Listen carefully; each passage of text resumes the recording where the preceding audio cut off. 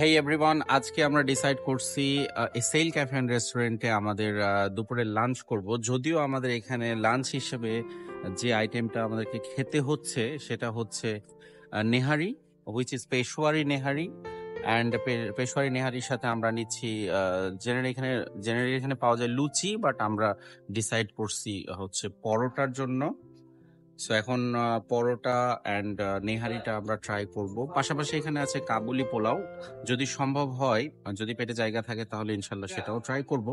So দেখা যাক কি হয়। যারা ইতিমধ্যে সেল ক্যাফে অ্যান্ড রেস্টুরেন্টে এসেছে তারা হয়তো এই পরিবেশটা সম্বন্ধে অবগত আছে, বাট যারা আসেনি তাদেরকে দেখানোর জন্য শেয়ার করার জন্য আমি এই ভিডিওটা করছি।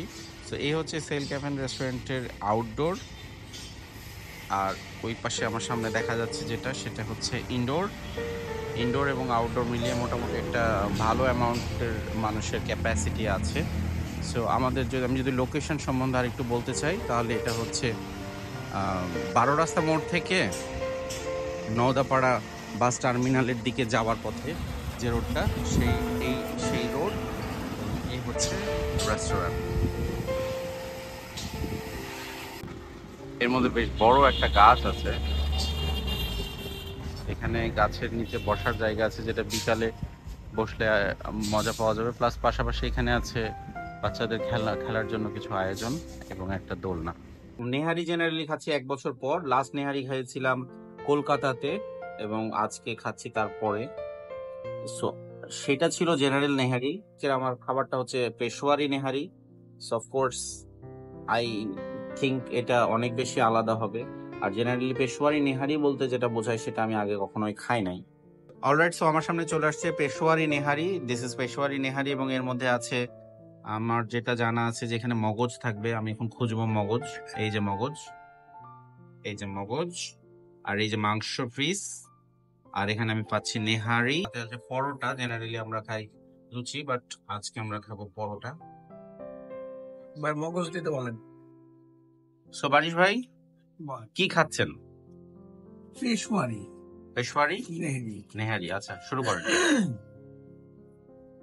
এইটা নাকি এখানকার বেস্ট, এখানকার সিগনেচার আইটেম।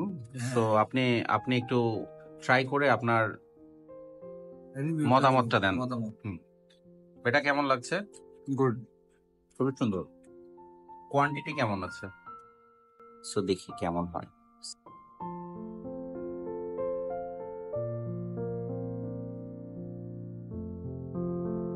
সো এইখানে আমি আমরা যে একটা ডালিম খাই, বারিশ ভাই বলছে যে ডালিম টাইপের একটা ফ্লেভার, বিকজ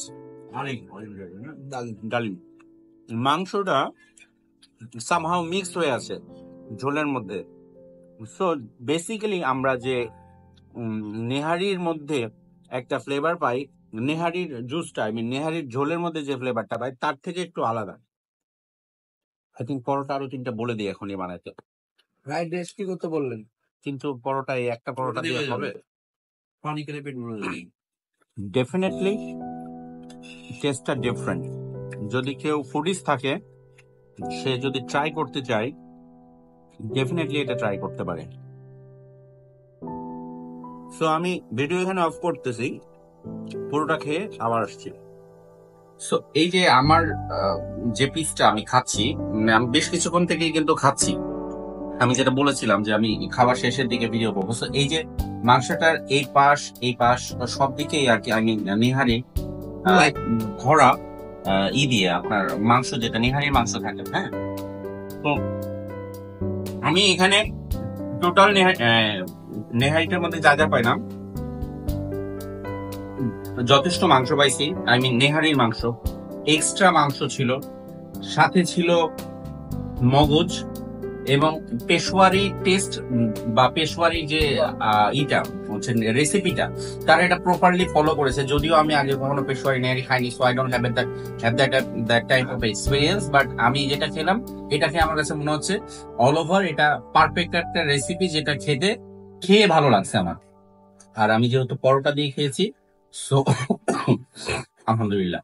সো এটার ব্যাপারে এটাই ছিল আমার রিভিউ।